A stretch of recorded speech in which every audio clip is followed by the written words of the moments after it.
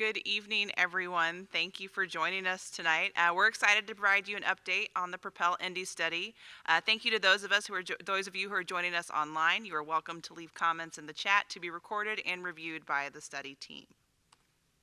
So ProPEL Indy is a collaborative effort to reimagine the future of I-65 and I-70 within the I-465 loop in Indianapolis. Over the last 2 years, Central Indiana residents, commuters, businesses, and neighborhoods have shared their ideas, concerns, and insights for the future of our interstates. ProPEL Indy's study area includes approximately 26 miles of I-65 and I-70 within the I-465 loop. This study started about 2 years ago, and since the study's launch in 2023, we've made a concerted effort to engage with the public. The study team has attended more than 130 events and received more than 1,600 comments from stakeholders who use, work, or live near the interstates.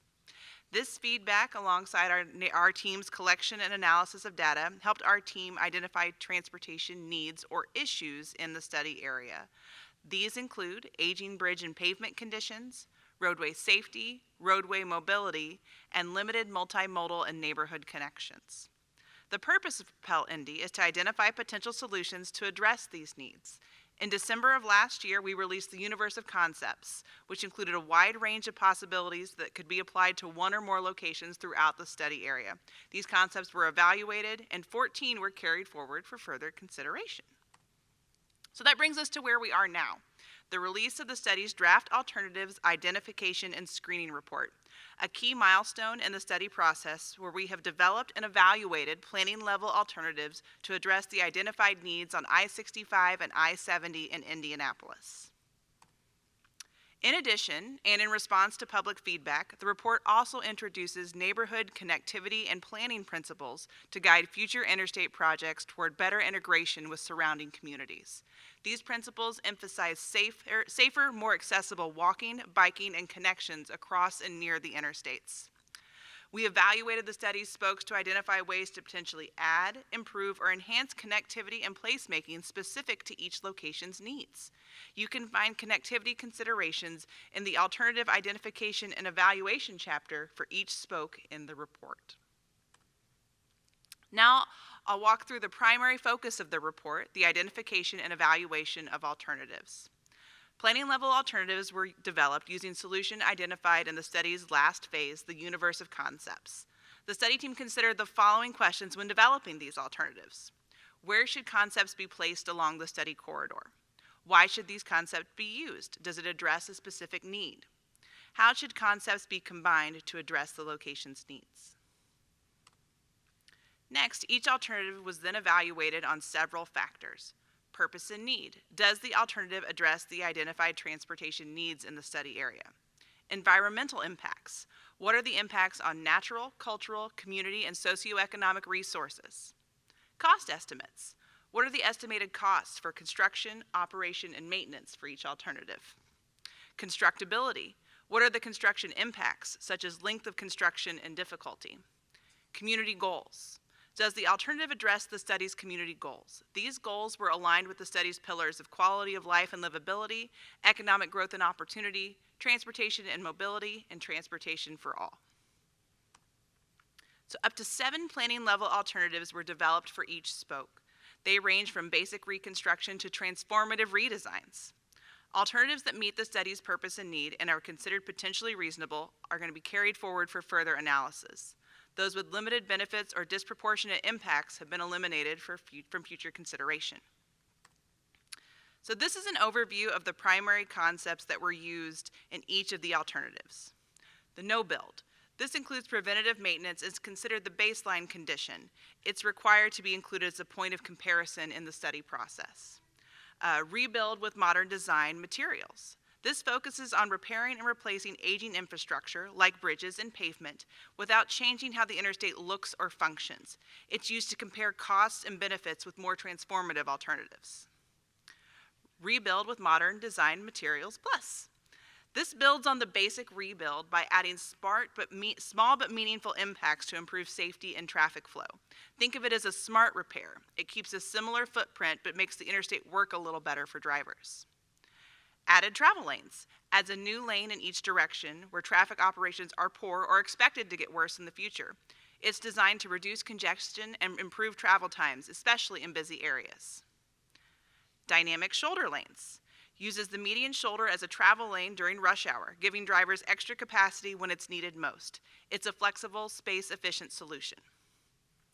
Reversible lane adds a lane that changes direction depending on traffic flow. For example, heading into downtown in the morning and out in the evening. It's ideal for areas where traffic is heavily one-sided during certain times. Recessed interstate lowers the highway below street level. This design improves sightlines, walkability, and community access while keeping traffic moving efficiently. It can be paired with other upgrades to improve safety and operations. Viaduct raises the interstate much higher than a typical bridge, up to 65 feet, creating a bright, open space underneath. This design allows for green space, natural light, and pedestrian-friendly areas, transforming what's usually a dark, disconnected zone into a vibrant community asset. So the report walks through each of the study's spokes and the alternatives identified based upon the needs of each spoke. Due to the complexity of the interstates downtown, we separated that 6570 downtown spoke into 3 sections: 65 downtown, 6570 downtown, and 70 downtown. So we'll start with the 65 spoke, which is close to where we are tonight. That extends from the I-465, I-65 interchange on the northwest side of Indianapolis to the 21st Street interchange. 7 alternatives were developed for this spoke, including improvements to 38th Street and I-65. 65 downtown spoke extends from Fall Creek to the west end of the North Split interchange. 5 alternatives were developed for this spoke, including potential improvements to the West Street interchange, as well as viaduct and recessed options from north of the North Split. 6570 downtown spoke extends from south from Washington Street to include the South Split interchange, and slightly west on I-70 to the East Street Bridge. 3 alternatives were developed from this spoke, including potential improvements to the South Split. 70 downtown spoke extends from the White River to the South Split interchange. 6 alternatives were developed for this spoke, including both recessed and viaduct options to improve connectivity. 70 west spoke extends from the I-465, I-70 interchange on the west side to just west of the West Street interchange. 5 alternatives were developed for this spoke, including the use of dynamic shoulder lanes to improve mobility. 70 East spoke extends from the east end of the North Split to the I-465, I-70 interchange on the east side.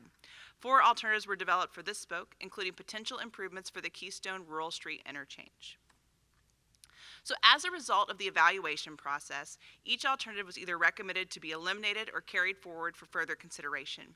Here's a summary of the recommendations included in the report for each spoke. Alternatives carried forward are considered potentially reasonable. These alternatives will be considered in future studies, but require further analysis. Eliminated alternatives are considered unreasonable. They will not be evaluated further in this study and likely do not warrant consideration as part of any subsequent NEPA studies. Alternatives carried forward with construction or operations costs beyond NDOT's traditional funds would be contingent on additional funding being identified. So what's next for ProPEL Indy? ProPEL Indy will result in a wide range of reasonable alternatives for NDOT to consider for future projects. Alternatives carried forward from the study will require further analysis to determine if they are reasonable solutions to the area's transportation needs. No decisions have been made about the future of I-65 and I-70 in Indianapolis. Multiple factors, including the urgency of identified needs, statewide priorities, and funding availability, will be considered when identifying future projects in the study area. Future projects identified as a result of ProPEL Indy could take place over the next 5, 10, or 20 years. ProPEL Indy's evaluation of the corridor identified locations within the study area with urgent needs that will require more immediate attention. This data can be found on in the study's existing transportation conditions report at propelindy.com.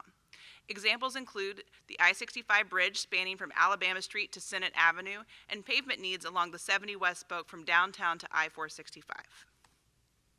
Public comments on the draft alternative identification and screening report will be accepted through October 5th, 2025.